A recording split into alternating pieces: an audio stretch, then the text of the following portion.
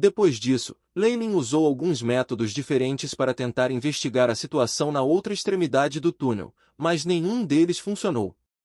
Sua força espiritual ainda não era capaz de ver através do espaço e toda a magia de detecção de Magus estava conectada diretamente às forças espirituais, então todos os seus planos não funcionaram. Depois de dar uma última olhada no túnel, Leyland ficou extremamente relutante ao desativar a formação do Magus. Asterisco Kachá.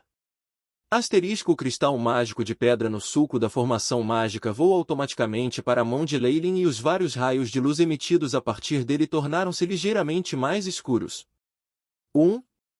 10% do seu poder foi consumido? Leyland franziu um pouco quando sentiu a perda de poder do cristal de pedra mágica. Foi semelhante a usar 1 milhão de pedras mágicas no espaço de um breve momento.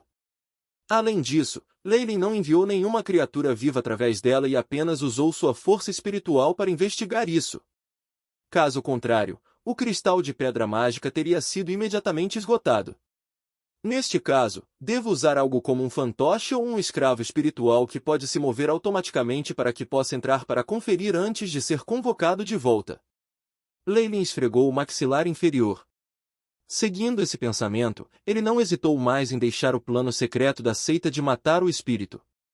Quando ele estava saindo, ele propositalmente colocou uma formação na entrada para replicar a cena antes de chegar o máximo possível. Mesmo que ele pudesse observar, a partir de vários sinais de que o Gargamel não seria capaz de romper o caminho de emergência interior, Leyland não queria correr o risco. Com a ajuda do AI. Os cálculos meticulosos de Chip, mesmo que o Gargamel viesse pessoalmente para cá, não seria capaz de descobrir nada. Isso significava que sua segurança pessoal aumentara muito. Depois de estabelecer a formação, Leyland deixou o local. Brambles Iron Door, localizado na parte ocidental da costa sul, era um grande mercado de Magus escalado. A razão pela qual este lugar tinha este nome foi devido a uma enorme porta de ferro que estava completamente coberta de cardos e espinhos que estava por perto. Atrás estava o avião secreto de um Magus de tamanho médio. Na costa sul, os aviões secretos eram controlados principalmente pelas várias grandes organizações de magos, e esse plano secreto de recursos particulares estava sendo controlado pela Aliança Itinerante dos Magos, a Coroa de Ferro.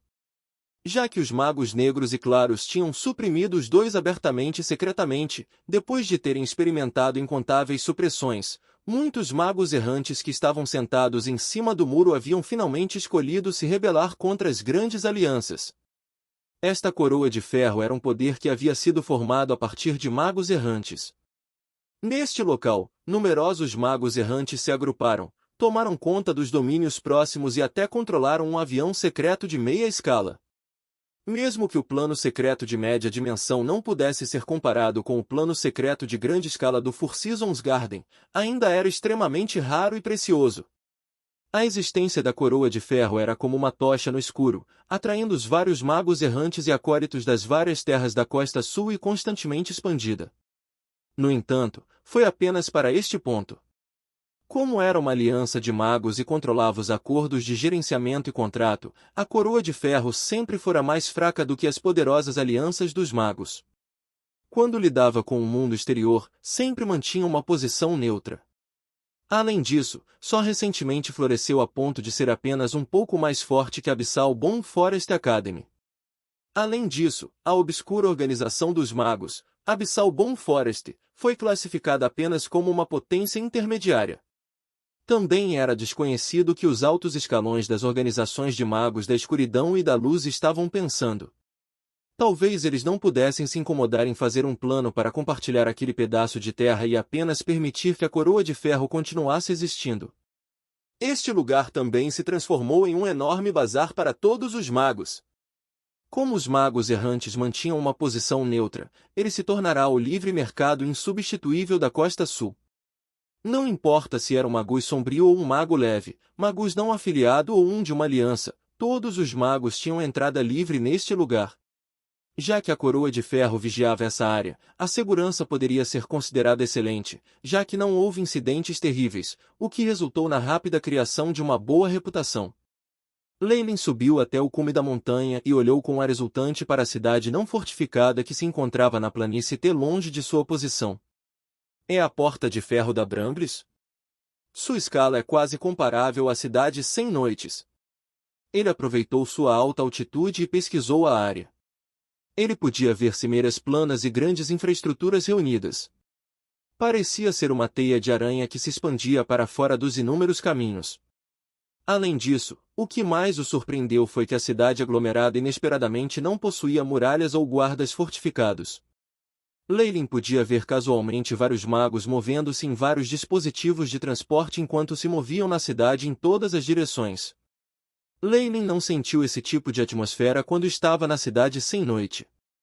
Quando a Coroa de Ferro foi fundada, nasceu de sangue e chamas. Inicialmente, os 13 magos errantes tinham suas mãos cobertas com o sangue dos magos escuros e claros, a fim de administrar este lugar e permitir um lugar para os magos errantes viverem. Leylin suspirou enquanto colocava o chapéu antes de se dirigir para a Porta de Ferro da Bramblis. A especialidade da cidade aglomerada era que não havia limites óbvios. Depois de entrar no perímetro da Porta de Ferro de Brambly, Leylin viu vários tipos de baías no lado da estrada. Essas barracas foram montadas pelos magos errantes. Leylin também podia ver acólitos, magos e até humanos que estavam consertando as barracas. Parece que este lugar não é inferior à cidade sem vida. Gostaria de saber se poderei obter os materiais de que preciso aqui.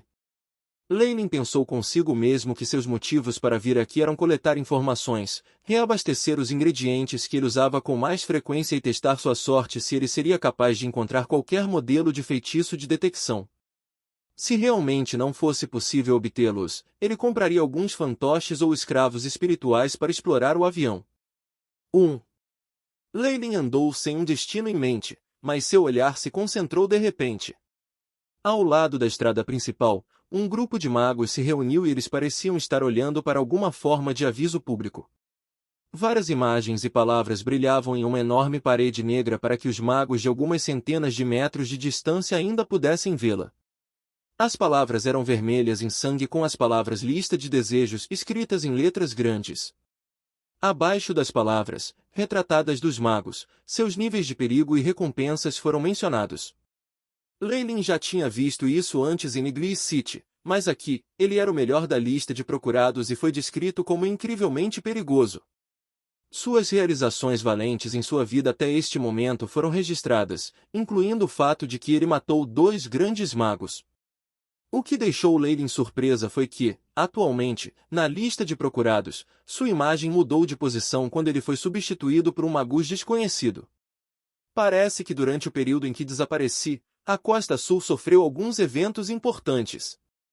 Leylin estava um pouco curioso, então ele andou para frente para ver as palavras que estavam sendo mostradas.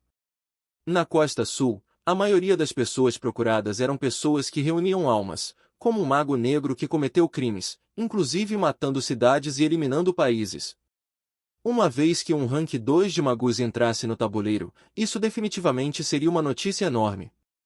Um rank 2 magus seria considerado como um grande tiro que supervisionava uma área na Costa Sul. Não havia nenhuma notícia sobre tal pessoa sendo procurada nos últimos 100 anos.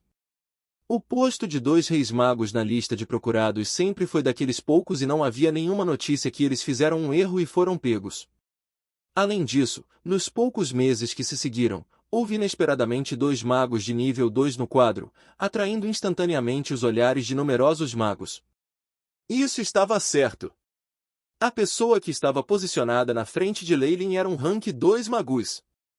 Leylin se espremeu para a primeira fila para ler aquele mago. Alistair Faron, rank 2 magus. Título: Lobo Solitário.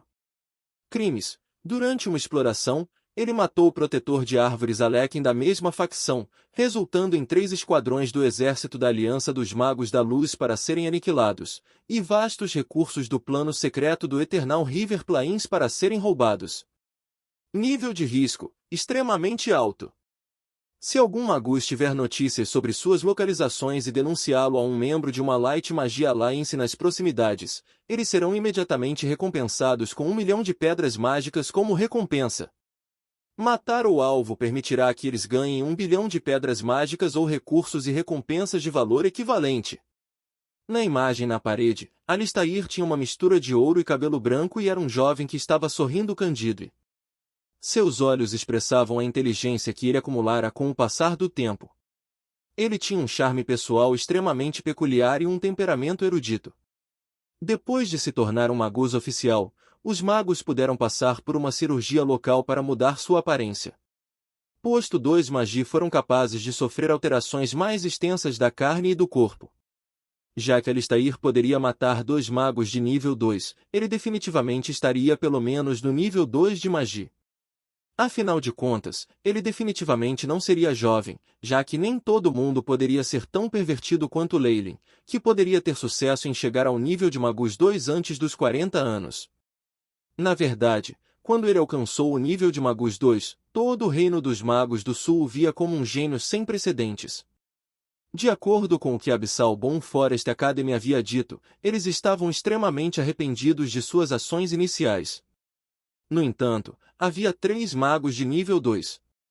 Eles pareciam ser os guardas dos magos da Aliança dos Magos da Luz no plano secreto da Eterna River Plains. Parece que algo importante aconteceu lá de novo. Leylin esfregou o queixo enquanto estava extremamente interessado no plano secreto do Eternal River Plains. Era vasto e tinha recursos eternos. Não era algo que organizações antigas de magos antigos pudessem estabelecer. De acordo com a hipótese de Leylin, aqueles que a construíram deveriam ser uma aliança com alguns Morning Magi da Morning Star. Além disso, os segredos do plano secreto ainda tinham muitas áreas a serem investigadas. Foi ao ponto de não se saber qual organização de magos havia criado esse plano secreto. Atualmente, os magos escuros e claros também não conseguiram dar uma resposta precisa. Das circunstâncias que fizeram os magos do nível 2 caírem uns com os outros e até matarem uns aos outros, incluindo as altas recompensas que seriam dadas pela Light Magia Alliance, deveria haver um incidente notável que aconteceu no Rio Eterno. Plano secreto das planícies. Os lábios de Leylin se curvaram em um sorriso cheio de interesse. Ele usava o boné enquanto reentrava na multidão. Depois de um breve momento e gastando pedras mágicas suficientes, Leylin recebeu um relatório que ele queria.